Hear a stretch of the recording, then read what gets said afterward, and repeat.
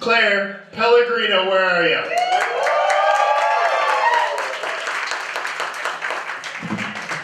Hello. Hi. Thank you, Amanda and Kofi. This is great. My name is Claire. A lot of people think I don't have any problems because I have naturally curly hair. But I'm here to tell you it's not true. You know, I have to put my shoes on 1 foot at a time, just like everybody else. I'm one of you, is what I'm trying to say. Yeah, I'm Italian and Jewish, so I have a lot of hair in my family. We're hairy people. I have curly hair on both sides of my family. I actually have an aunt that I'm pretty sure is just a pile of wigs that a witch put a spell on. I'm pretty sure. There's just something off about her. Pellegrino, my last name, translated to English actually means enchanted wigs. That's not true. That's a lie. No, Pellegrino really means pilgrim, which is very funny because I actually love to walk, so. I go to Evergreen, or as I like to call it, the Harvard of Olympia. I'm currently in a philosophy class, which is my bad. That one's on me.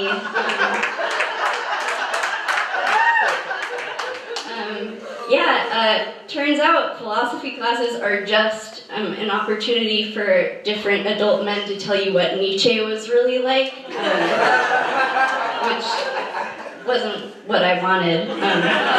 But you know, it hasn't like totally turned me off of philosophy as a whole. You know, I still like philosophy, and I like it for a similar reason that I like stand-up, which is I just really love to hear white men talk. That's how I get my kicks, you know?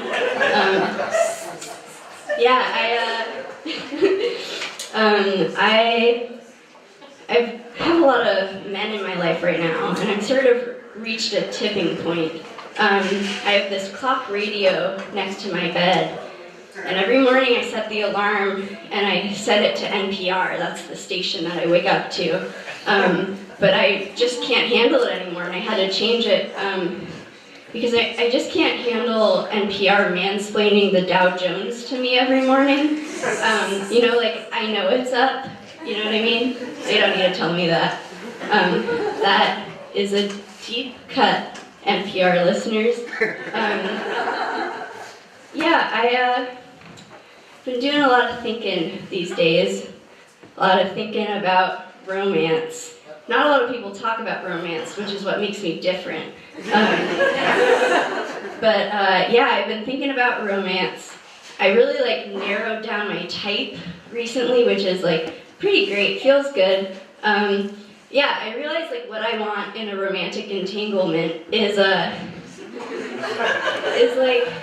want to fall in love with a mariner, and not a baseball player, but a seafaring man. I want our love to be passionate and sordid, and then I want him to go off on a voyage and for a big storm to hit his ship. And then I'll never see him again. And our relationship will just become me screaming his name into the salty spray of the sea. I found though that it's hard to condense all that into a Tinder profile. I also will only date people named Jebediah, so that also a little bit. I think part of it too is I'm just a big old romantic, and I think it's hard in this modern age of ours to be a romantic. I sort of realized this when I get a little carried away with crushes sometimes, you know, it's really nice to just have a casual crush, but that doesn't happen for me that often. But recently I did develop a very casual crush on someone, and I was wow, this is great. And I didn't write like any sonnets, you know. Didn't paint his likeness. It was very casual. And then I had this dream that I married him, which is not casual. And it was like a really intense dream too. Like it was about like familial politics and like adapting to new cultures, and I had to like win over his dad. It was just like really, really intense. And I woke up and I was like, oh my god, I guess I have to have like a real, for real crush on this person now. And oy vey. But I think that I know why. It's that my brain can be like a mother in a Jane Austen novel. You know, whenever there's an eligible bachelor, it just wants me to get betrothed. I'm not ready to be betrothed, you know? That's just like a quirky thing about me. I'm too young to be betrothed. I get bloody noses a lot. That's a cool thing also about me. My nose bleeds incessantly, and it's like violent and random is how I describe it. And but I've been able to see this pattern develop, which is about a week or so before I get my period, my nose will bleed. And it's very weird. It seems like at that time of the month, your body would be accumulating blood and not just expelling it at random.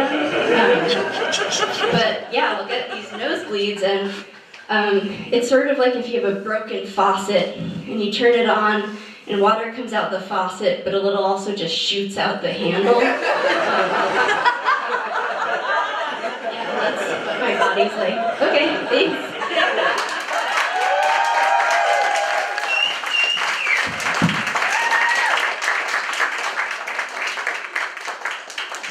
Oh, that was delightful, right? Right, guys?